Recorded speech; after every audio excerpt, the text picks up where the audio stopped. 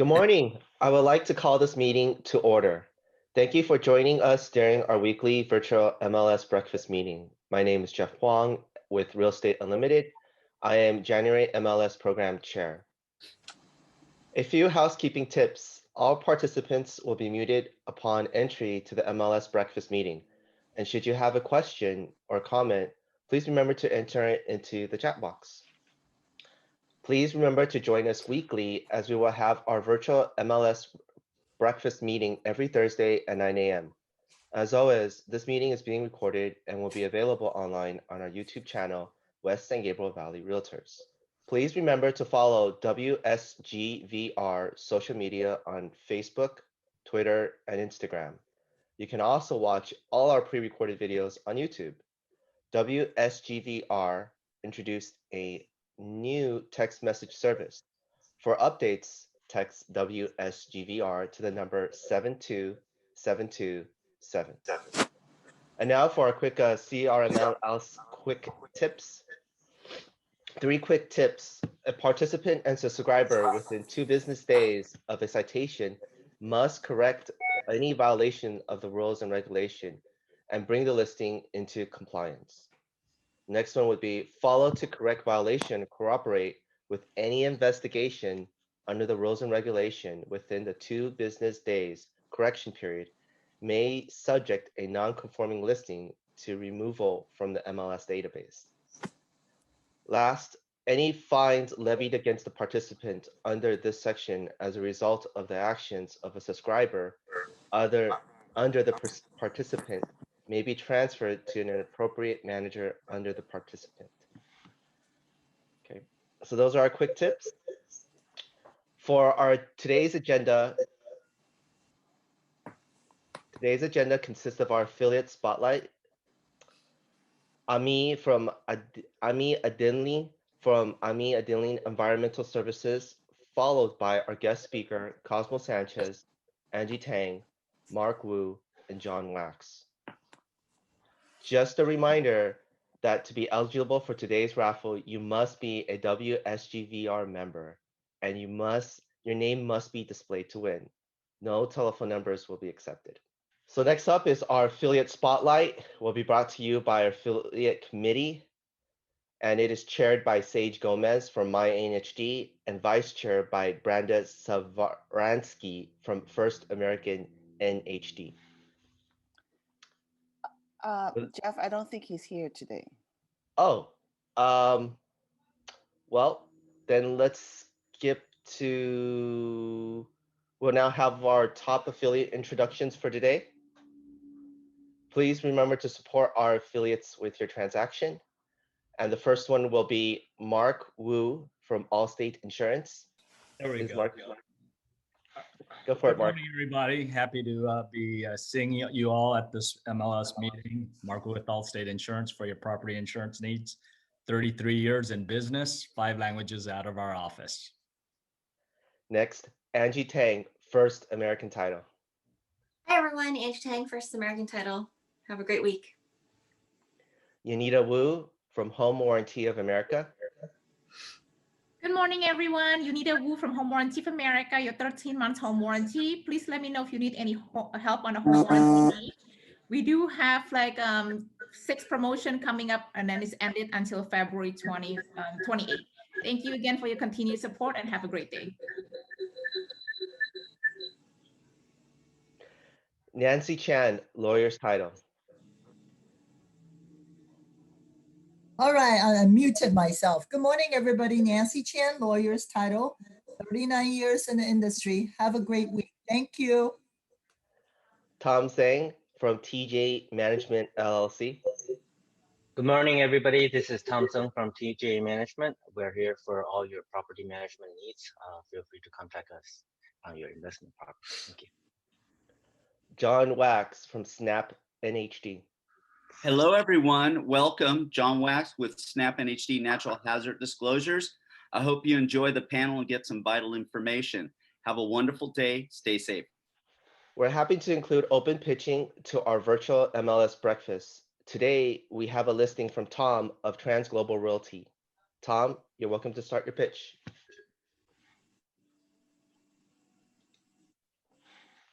Hello, this property is at 14606 Fairbury Street in Hacienda Heights, right off of 60 and 7th Avenue exit.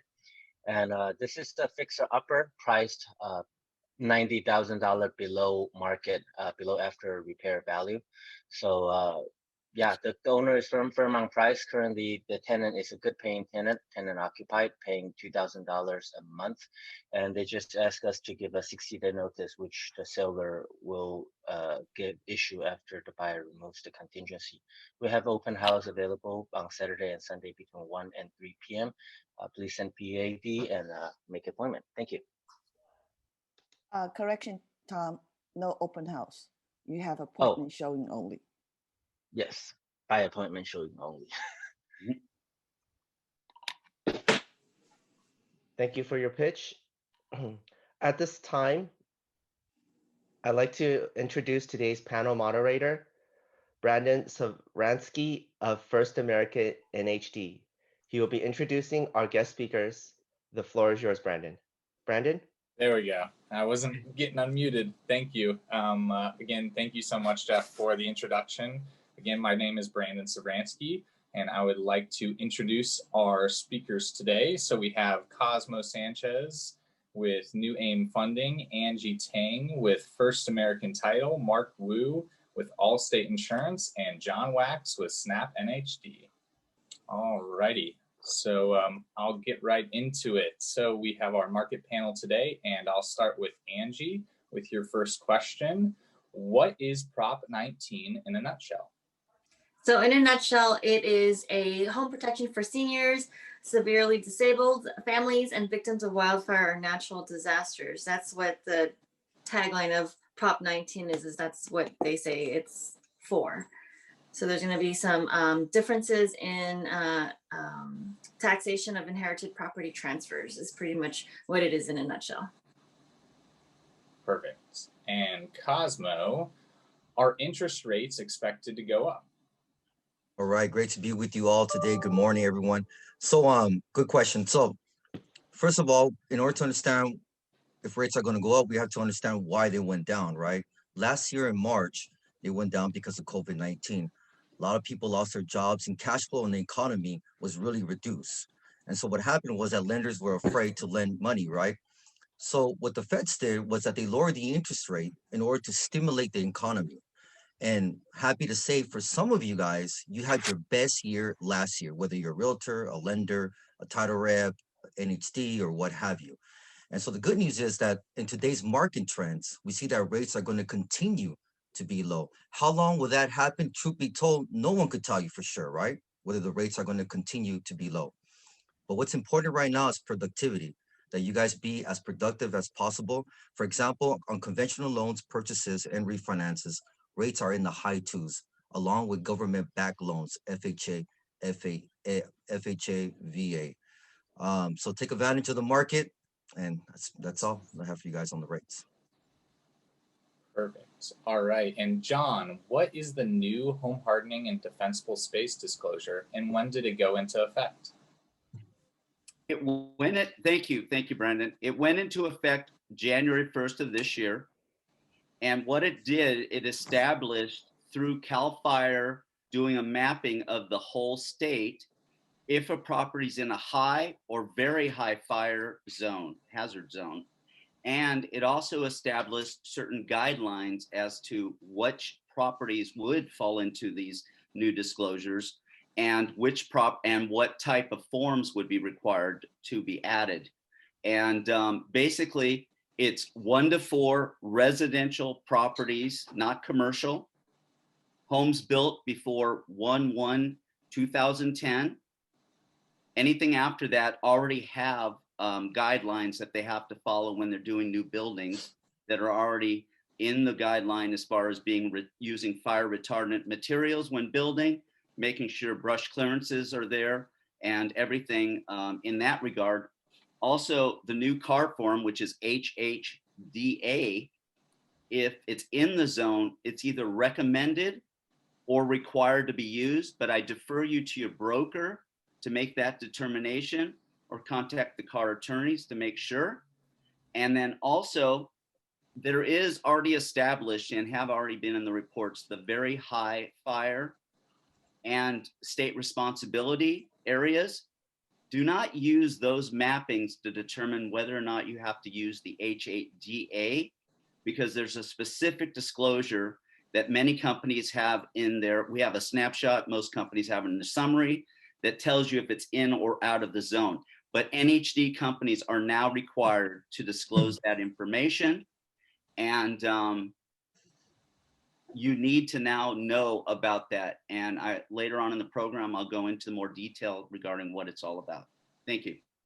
All right, thanks, John. And Mark, what impact has there been on insurability as a result of all the major brush fires we have had in California over the past 4 years? Good morning, everybody. It's a privilege to speak to you about my industry. If you don't know, in the last even 5 years, we have suffered historically the worst brush fire and losses in the history of California. And just in the last 3 years, the industry has lost 30 billions in losses as a result of that. So what has happened? Essentially, in many of the high fire hazard areas and the foothills, whatnot, you have seen many carriers get out of the business and cancel their existing policy holders. And the impact it's had on new business is that oftentimes it is hard to find a carrier that will provide protection in our foothills. And so we oftentimes, the last resort is the California Fair Plan. One of the things that I have now been suggesting to all my realtor friends is that when you have a buyer that's purchasing in our foothills, set an expectation that they will probably have a hard time finding insurance, but if they do, that the rates are going to be higher than what they are accustomed to. That way it doesn't jeopardize the deal, because I have seen deals fall out as a result because the buyer is not expecting the insurance to be 3-4 times what they are accustomed to paying. Perfect. Thanks, Mark. And Angie, how can Prop 19 affect title? So it doesn't really affect title. The only time it will affect title is if everyone's panicking about Prop 19 and they're trying to do a accommodation deed and they're just trying to transfer it from parent to child, because that exclusion is going to be very different with the Prop 19. So if they're going to just deed it off to their child and say, okay, I'm going to do it before the deadline, so I'm going to just deed my property over to my child so I don't have to pay extra property taxes and whatnot. That's actually going to be a huge tax trap. If they're going to do that, they're still going to get reassessed. There's going to have like IRS is going to come after their gift tax. There's a lot of implications that come with it. So it's not going to be an easy fix as you think if you just deed the parent to their child and hope that it'll just fix the whole Prop 19 situation with their taxes and the amount of money that they're going to have to pay. So it's just going to be a tax trap if they do that. So the only implication is if they're just going to do an accommodation deed, thinking that that's going to help and resolve this Prop 19 that may influence them. That's, yeah. And Cosmo, are pre-COVID-19 programs back? All right, great. So going back to March last year, right? When jobs were being lost, a little bit of cash flow in the economy, lenders were afraid to lend money, right? Why? Because they're afraid that they're not going to get paid back. So what do? They freeze up. There was a halt to FHA, VA, jumbo loans, down payment assistance, and non-traditional loans, right? Which is what your bank statement program for your self-employed borrowers. Happy to say that lowering the interest rate did stimulate the economy. So now we're seeing the economy working, and people in these loans came back, and people are qualifying again for these loans. And it's due to the interest rates be low. Perfect. Thanks, Cosmo. And John, how does the home hardening and defensible space disclosure requirement affect homeowners in the sale of their property? Well, we call, it is now, it's the Assembly Bill 38 is what it's also referred to. And how it affects them is puts a responsibility on the homeowner to have their houses prepared for fire retardant so that they can avoid their properties catching fire. So now, not only do they have to have their homes checked out, but they should build with materials or replace materials that is combustible.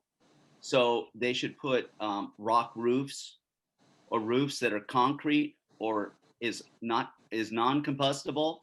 They should also have covers for the gutters that are steel grates so that embers can't fall in there. Cover their vents so that embers can't fall into them, as well as clearing trees of 10 feet away from hanging over the roofs and getting rid of any dead brush around the property so that it's not liable to catch fire and start a blaze right there at the property.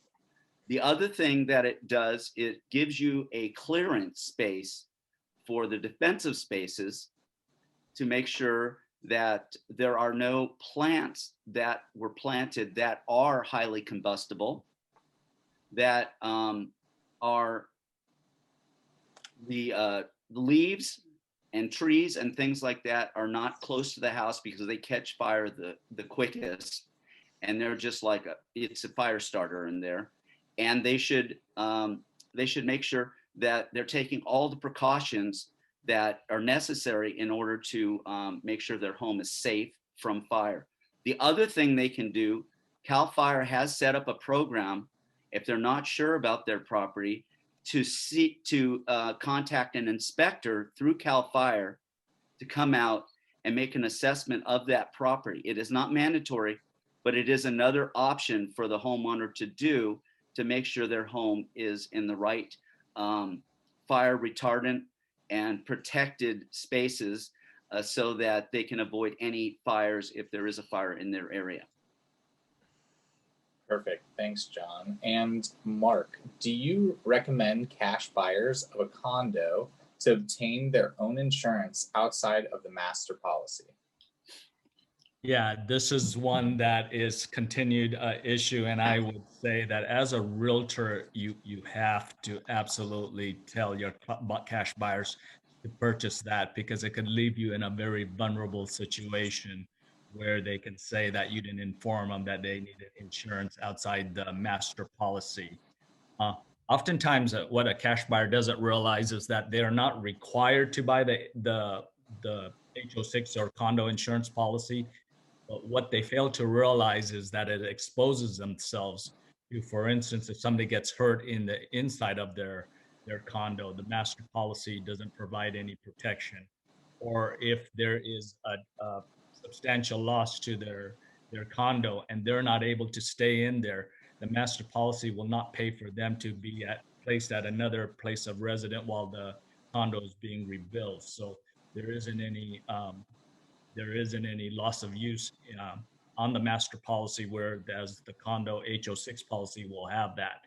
In addition to that, oftentimes there may be some structures that are solely the responsibility of the individual unit owner. So if the individual owners, let's say that all the cabinetry and the flooring and the window covering and all that is the sole responsibility of the unit owner and is not considered common, then again, they may have a total loss on that, and there's $0 paid out by the master policy. So it's really, really important that if you do have a cash buyer, that even though they aren't required to purchase the HO6 condo policy, that you recommend that so that they don't have these exposures that would be, that they would be at risk for, in the event that they experience a loss, either liability wise or by peril. Thanks. Perfect. Thank you so much, Mark. And Angie, when does Prop 19 begin? So the deadline to do anything is February the 16th, but it starts April the 1st. So if you're in escrow right now and you're over the age of 55, to be able to take advantage of Prop 19, you want to make sure you're going to be closing it after April the 1st. Now, keep in mind, the difference is that now it's going to be greater or lesser value if you're going to be buying a new house. Before, Prop 19, it had to be lesser or the same amount. So now it can actually be greater, and then with the amount, there's a little formula that needs to be done in order to figure out how much those taxes will be changed and how much advantage you're going to take from Prop 19. So just keep in mind, April 1st is the deadline. And if you have questions, please, text me, call me, and I can give you a little bit of guidelines as to how to formulate what the new assessed value will be. Thank you. Perfect. And Cosmo, what new methods are being used for appraisals? Right. So appraisals due to COVID-19, again, you guys are hearing me talk about COVID-19 a lot, right? And I'm only bringing it up because I think it's shaping our industry in such a way that you just have to talk about it, right? So lenders in an effort to reduce the curve of people getting sick and just, infection, a lot of desktop appraisals, drive-by appraisals are being implemented right now. So what does that mean? That means your clients who are looking to buy a property or looking to refinance are qualifying for appraisal waivers. And the reason why they're doing that is, or the way they're doing that is by they're going to the county records, looking at values around that area, or looking at the listings on the MLS, which is great because in giving your clients appraisal waivers, we're saving your clients could save from $400 to $600 depending on the type of property that it is. So for those situations which we come across, right, realtors, I'm speaking to you guys, where value is very tight and we don't want an appraisal waiver, right? I could order appraisal for you guys and we could go ahead and argue the value that we need. Perfect. Thank you so much, Cosmo. And John, where can I view the home hardening and defensible space areas? Brandon, that's a very good question. And it is available through CAL FIRE. And I'm going to put the website in the chat so they can view it for the whole state. Also, I want to mention that a lot of the NHD companies are putting in their disclosure a link to the home hardening and how they can make sure their home is home hardened, as well as this defensive spaces link, so that they can view that as well to find out how they can protect their home and make sure it's safe and saleable at the time of the sale and avoid delays in selling the property. But I'll put it in the chat, but it is available now and you can see it for the whole state. And remember, do not rely on the old, very high fire severity zone and the state responsibility hazard zone area in order to make your determination if it's in the very high or high zone. Go by the new disclosure and make sure you're looking in the right place. If you have any questions, you have a lot of resources to contact to make sure you're doing the right thing. Thank you. Perfect. Thank you so much, John. And Mark, when should buyers start shopping for insurance during the escrow period? Okay, I get this question asked a lot from my realtor buddies. And unfortunately, insurance is the forgotten child because oftentimes we're the last piece of the puzzle to close the escrow and whatnot. And I get a lot of my deals from realtor referrals as a result because the buyer has failed to secure proper insurance. So on the whole, if it's a house that doesn't have any issues and whatnot, 2 weeks before the close of escrow provides an insurance agent sufficient enough time in the event something comes up where it's going to jeopardize providing insurability to the new buyers.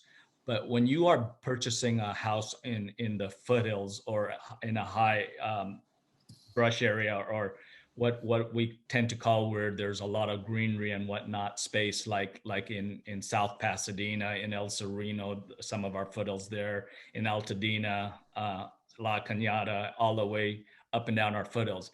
I would strongly recommend that you tell your buyers to check with their insurance agent and see if they can get insurance on those homes. So oftentimes these are within 500 to 1,000 feet of the foothills, but I have seen it as some companies go all the way to Sierra Madre and Foothill Boulevard, believe it or not.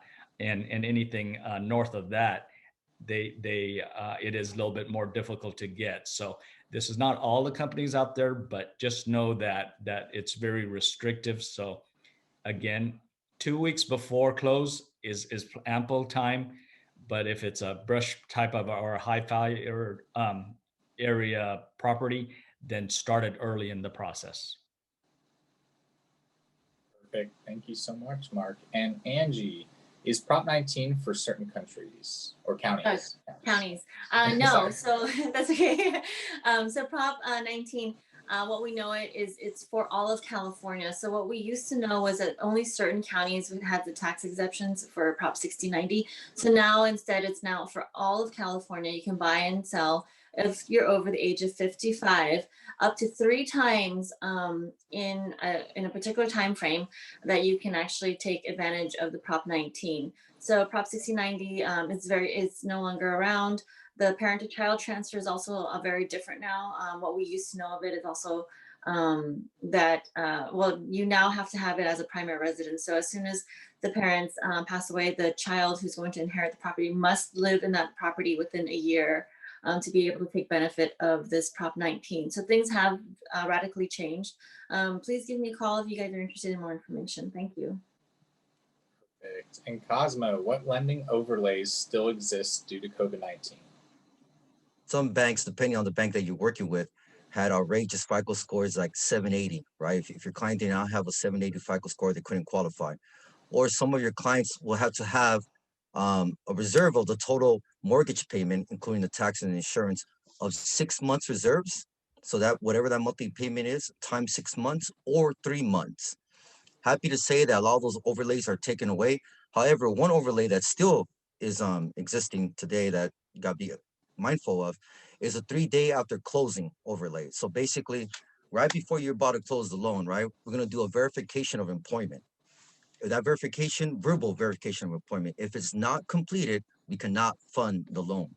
So just remember that. I had a deal recently, I was closing in December, in which the client is a teacher and she worked for Allstate Unified School District. They went on break for 2 weeks. So 2 weeks, imagine that, right? But I got on the call with her and we were able to get somebody to verify her employment via the phone. So that's all I have for you guys. Thank you so much.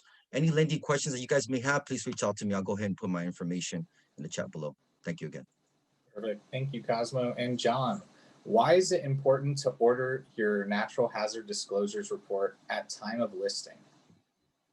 Well, it's important because especially now with the new guideline and recommendation and now onus on the homeowner to make sure their property is home hardened and they have the proper defensible space, it can avoid delays and maybe possible cancellation if the homeowner, they say, oh, well, we'll order through escrow.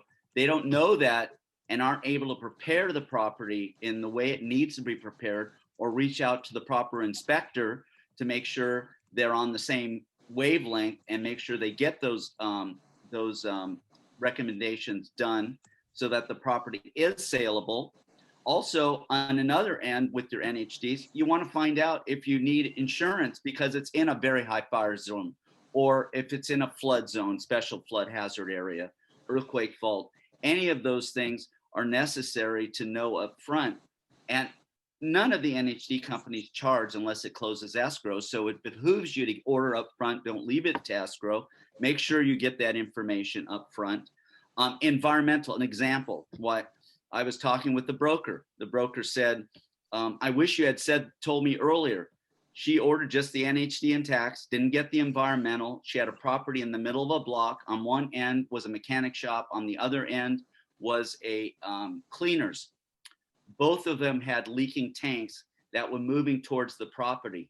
She could have saved herself a lot of headache and known this information up front and possibly saved the deal and not go to court because they knew this up front and they were able to negotiate with the parties to see how they wanted to proceed and whether they want to move forward with the deal. But these are some of the reasons why you want to do this. Like I said, it's no penalty to you or your client, but it's just like when you order your title, you order your NHD, have that vital information. It makes you more powerful, it makes you more knowledgeable, and it secures your client that they are happy they chose you because you know what's going on with their property. If you have any other questions regarding the home hardening, defensive spaces, or anything regarding NHD, I'm here. My information's in the chat. I did include the CAL FIRE home hardening and defensive spaces map link for you. And I thank you. Great job, Brandon. Great job, everybody. Thank you. Thank you, John and Mark. If a realtor likes a particular insurance agent because of their relationship, the insurance agent's prompt service and expertise, are there ways to protect themselves from any litigation other than the provided 3 different referrals?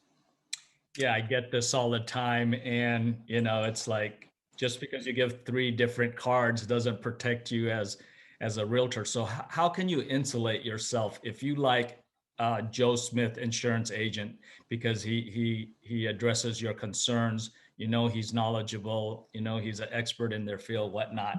So what I normally tell my realtor friends is how you protect yourself is you align yourself with people that protect themselves. And one of the main things is make sure that they carry E&O insurance. Now, I would say that a majority of the insurance agents out there are required by the companies to carry E&O insurance, but they only take $1 million worth of coverage because it costs more to get a lot more. So $1 million is fine and dandy when you're dealing with homes in San Bernardino. But as you know, our average costs are now approaching well over $1 million. And oftentimes, you know, even in Arcadia and whatnot, your homes are several $1 million. So if the E&O is not more than $1 million, there's some exposure there. But just having an E&O isn't enough.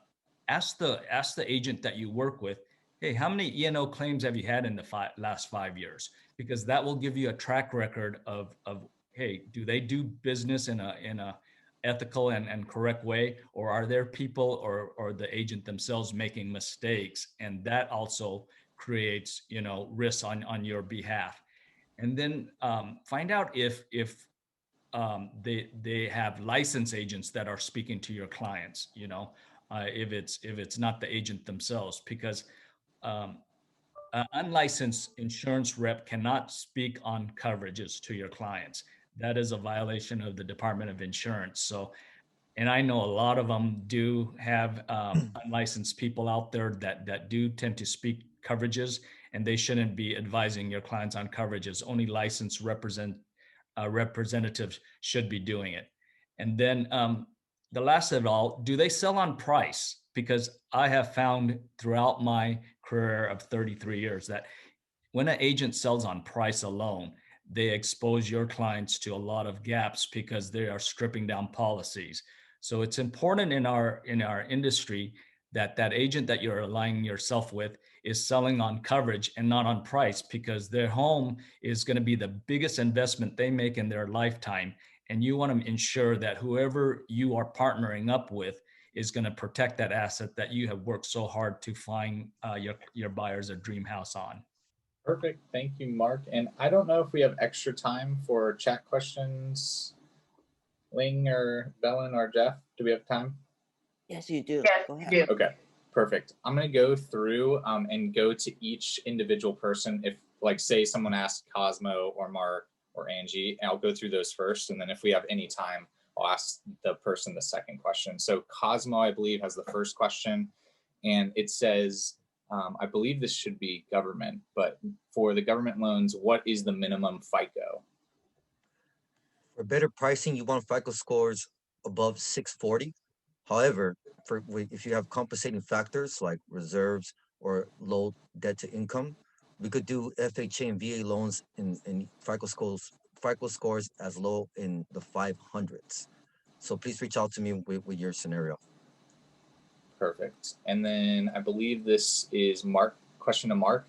If the seller hires a handyman or electrician or a plumber to repair issues identified on the home's inspection report, and the repair person gets injured on the premises, would the homeowner's insurance protect them? The answer to that question is there is absolutely no protection because this becomes an employer-employee relationship or a workers' comp thing. So I know it's oftentimes cheaper to get unlicensed people, contractors or vendors, or to get people that don't have proper insurance, but you are really exposing your sellers to a huge risk. And I have seen claims in the tens of thousands of dollars because somebody claimed that they got injured on the property and they find out that the home insurance has no protection. If any of these types of vendors are injured on the property, again, the home insurance protects does not protect the seller. So it is important that if you as the realtor is helping or referring vendors like a handyman or a painter or a contractor, plumber, electrician to your buyers, that you ensure that they have not only workers' comp, but that you ensure that they have general liability as well.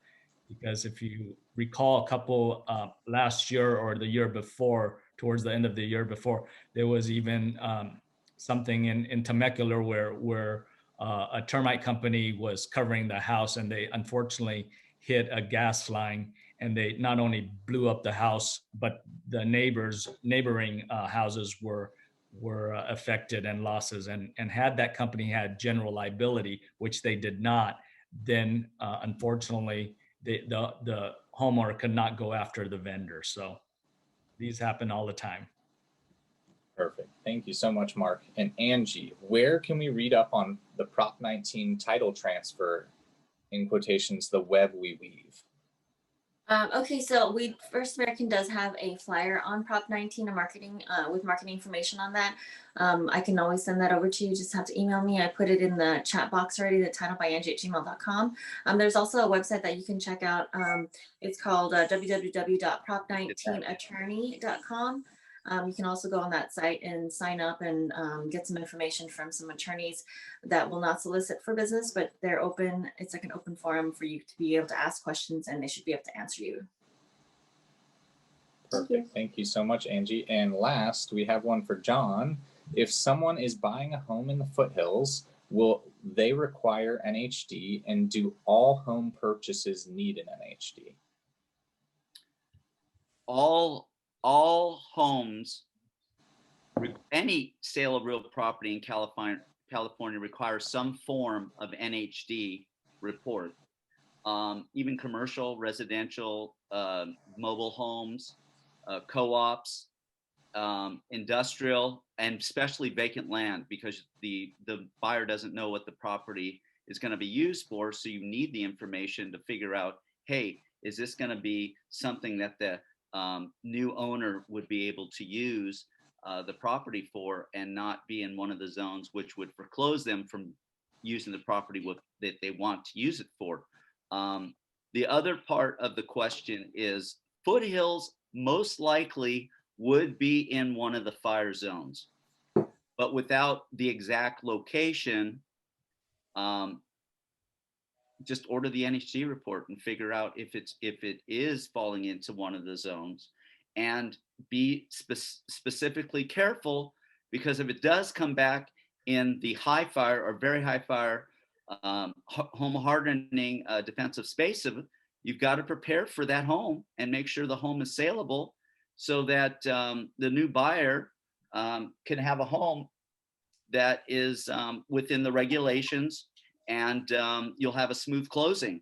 But if you don't know this up front, it can delay or maybe foreclose the property, and maybe they won't be able to close it. So just make sure you do the right things and order the report. And when in doubt, order the report. Any sale of real property in California requires an NHD report. So make sure you order it up front. Like I said, there's no charge to you or your client unless it closes escrow. And if it doesn't close, let your rep know so that they can cancel and credit your account. Okay. And all NHD companies carry E&O insurance to protect all parties of the transaction, so that the information that they're getting is also insured as far as being accurate. Perfect. Thank you, John. And I think we have time for a few more questions. I'll ask real quick, Angie. I heard that with Prop 19, the grandchild does not qualify if they do not qualify for the tax break if their parent is still alive. Is that true? For with Prop 19, there's a very, very narrow guidelines in which a parent and the grandchildren, where there's still that transfer break. So we'd have to check with an attorney on that. But I know that for certain that the grandchild, if they're going to be able to take a part of that benefit, is that they have to be able to live in that property. Now, I'm not too sure about the parent, if they have to still be alive or not, but there are very, very narrow guidelines to that. It's not how we used to think where, you know, the parent, the 60/90, where they could save on taxes on that, and the parent to child transfer would help eliminate those, that give them that tax break. So the narrow guidelines, we'd have to talk to an attorney about that, but I know for certain that they have to, has to be the primary residence, and the child has to live in that property. Now, whether the parent is alive or not, we'd have to check with an attorney. I believe that if they're alive, it wouldn't, it would be okay because the grandchild is assuming it from the grandparent, but we'd have to double check because the guidelines are just too narrow. Thank you. Thank you so much, Angie. And I believe this is the last question from Mark Wu. What considers buying a home in the foothills? How close to the foothills? A mile, 2 miles from the foothills to be affected?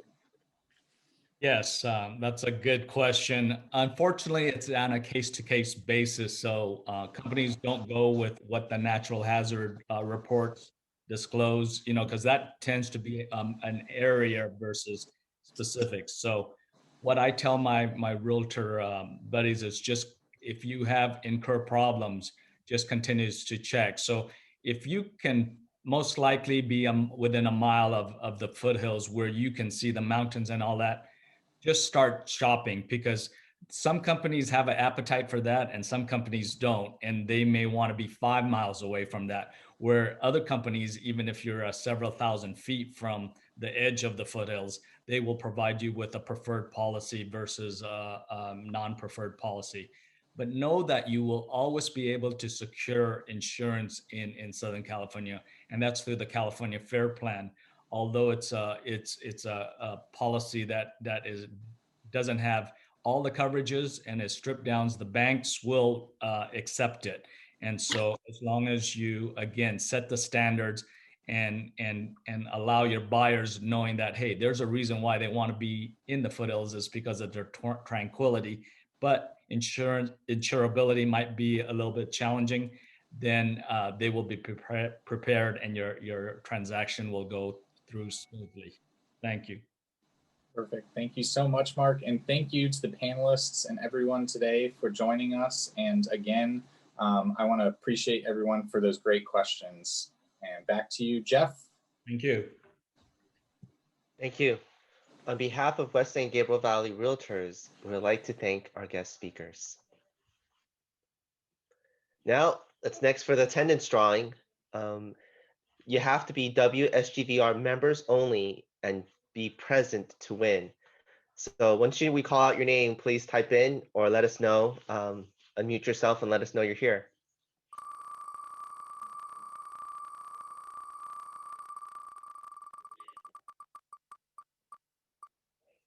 Let's see, first one. Bernadette, are you here? Is she here? Is she a member of ours? Yes, I'm here. Are you a member of ours, Bernadette? Yes. Okay, please type in your email address, please, on the chat box. Okay. Thank you. Congratulations. Thank you. Next up is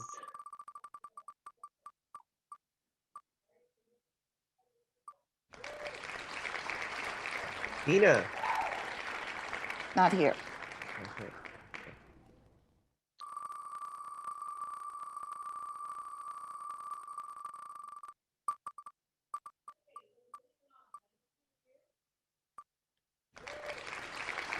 Peter?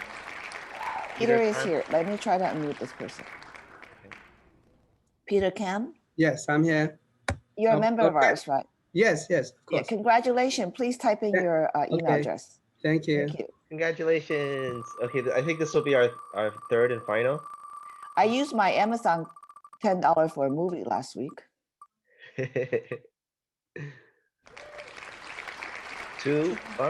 Tupon is here. Okay. Two, can you type or say something? Can you acknowledge that you're here? I have unmuted you. Oh, there she is. This person. Very good.